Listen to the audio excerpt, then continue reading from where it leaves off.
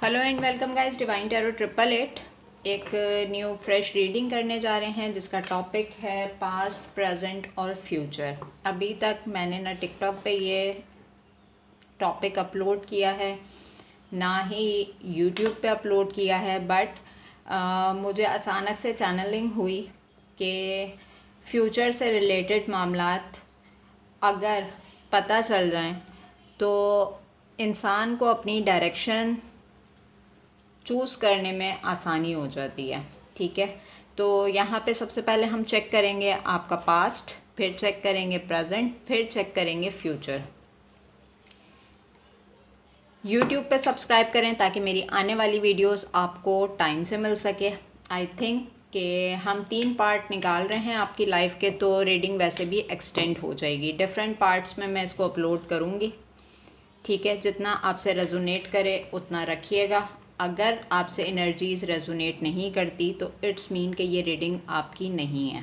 ठीक है, और फर्दर बेसिस पे अगर आपको पार्ट 2, पार्ट 3, पार्ट 4 चाहिए होगा तो यूट्यूब पे आपको इजीली मिल जाएगा। ठीक है, और पर्सनल रीडिंग के लिए नंबर डिस्क्रिप्शन बॉक्स के अंदर मौजूद है यूट्यूब पे, और टिकटॉक पे मेरा नंबर बायो में मौजूद है। पर्सनल रीडिंग के लिए कांटेक्ट कर सकते हैं। पर्सनल रीडिंग कभी भी फ्री ऑफ कॉस्ट नहीं होती, मैसेजेस अलाउ हैं, कॉल्स अलाउ नहीं है। यूट्यूब का लिंक भी डिवाइन टैरो 888 के नाम से बायो में मौजूद है। यूट्यूब पे सब्सक्राइब करें ताकि मेरी आने वाली वीडियोस आपको टाइम से मिल सकें। ठीक है, स्टार्ट करते हैं। सबसे पहले हम चेक करेंगे मेरे व्यूवर्स का past. Please divine, please universe, please give me a right predictions for my viewers. Past की एनर्जीज बताइए। पार्ट 1 होगा, लास्ट शफल। ओके जी, we are the world. Okay,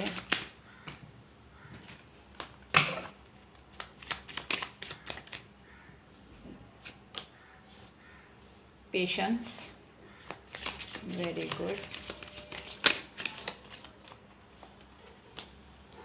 the source,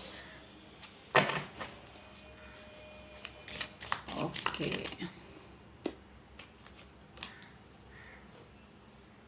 rebirth. चलें साथ साथ क्लैरिफाई भी करते हैं इसको। माइंड, बॉटम डेक की एनर्जी आ रही है माइंड की। इस कार्ड को मैं सामने ही रखूँगी ताकि मैं एनर्जी सही से पिक कर सकूँ।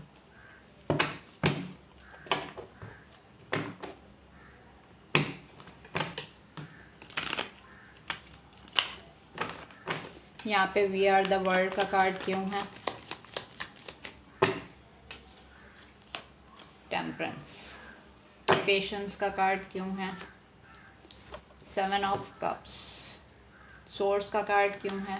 The hangman. Rebirth, 4 of swords.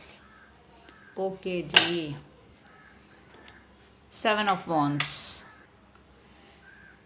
ये आपकी प्रेजेंट की एनर्जी है बॉटम डेक में जो आई है, और इस एक कार्ड से मैं इस पूरी रीडिंग को देख पा रही हूँ माइंड। ठीक है, स्टार्ट हम ले रहे हैं पास्ट की एनर्जी से। वी आर द वर्ल्ड का कार्ड है सबसे पहला ही, और क्लैरिफाई किया है टेम्परेंस, यानी कि पास्ट में आपने बहुत ही कोई पेशेंस का मुजाहरा किया है। सिचुएशन को अनबैलेंसिंग होते हुए भी बैलेंस करने की कोशिश। ठीक है, पास्ट में आपका टकराव एक ऐसे इंसान से हुआ जो कि एक माइंड गेमर पर्सनैलिटी थी।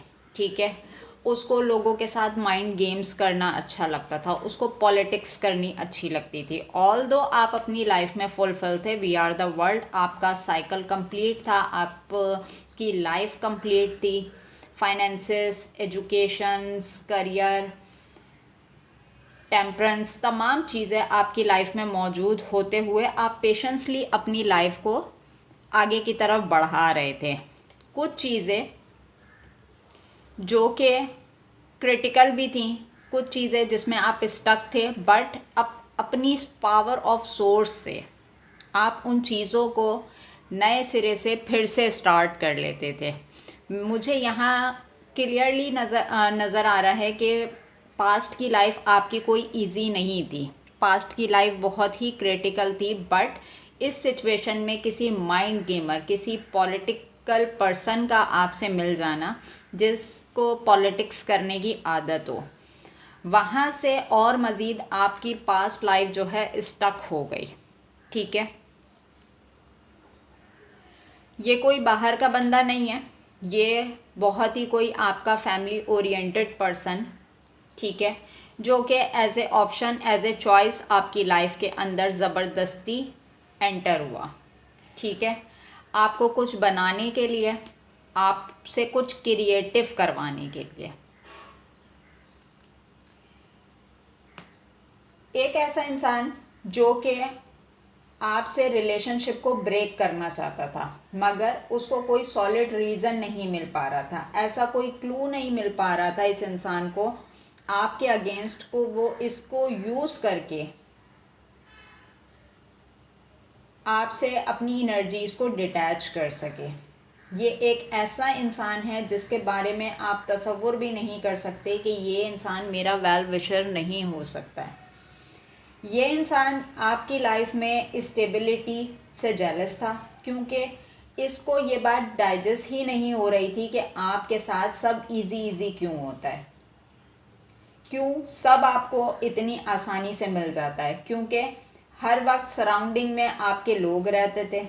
क्योंकि एक ऐसा इंसान मुझे यहाँ नज़र आ रहा है जिसने अपना बचपन का टाइम बहुत टफ टाइम पीरियड के साथ गुजारा है।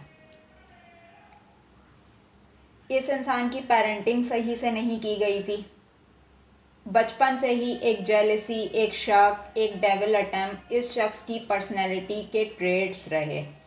ऑल्दो आप इस इंसान के बारे में ये तमाम चीज़ें मालूम थी कि इसको साइकोलॉजिकल इश्यूज़ हैं, बट आपको आइडिया नहीं था कि मुझे मेरी लाइफ में बैक स्टेप करने वाला यही पहला इंसान होगा, मेरी फाउंडेशन को हिलाने वाला यही शख्स होगा।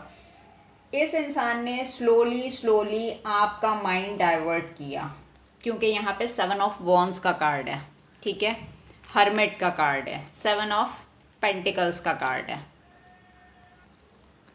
आपको एक नया रास्ता दिखाने की कोशिश की, आपका माइंड डाइवर्ट किया, आपको दुनिया से अलग किया, बहुत ही आपका कोई वेल विशर बन के कि मेरी देखो, मेरी सुनो, मेरी मानो, ये तुम्हारे अपने नहीं हैं, ये तुम्हारा यूज़ कर रहे हैं।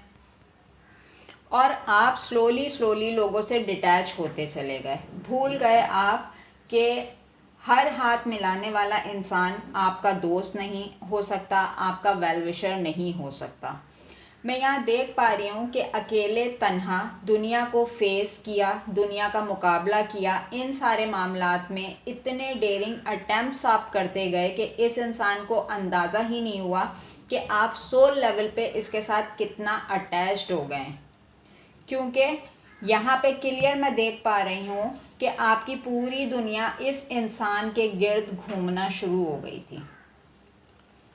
इसको कैसे खुश रखना है, इसके ज़ख्मों को कैसे हील करना है, इसको मेरी ज़रूरत है, मेरे अलावा इसका कौन है, हर दुख, हर तकलीफ़, हर दर्द ये मुझे अपना बताता है, इसको मैं कैसे छोड़ सकता हूँ या मैं कैसे छोड़ सकती हूँ। जेंडर स्पेसिफिक है, अपने तरीके से लीजिएगा।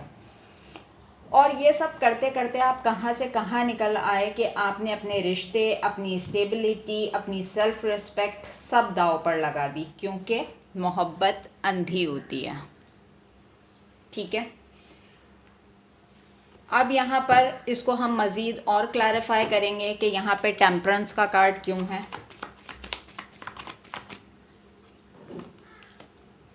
Again 7 of pentacles, okay, hermit, the tower moment, okay, the empress,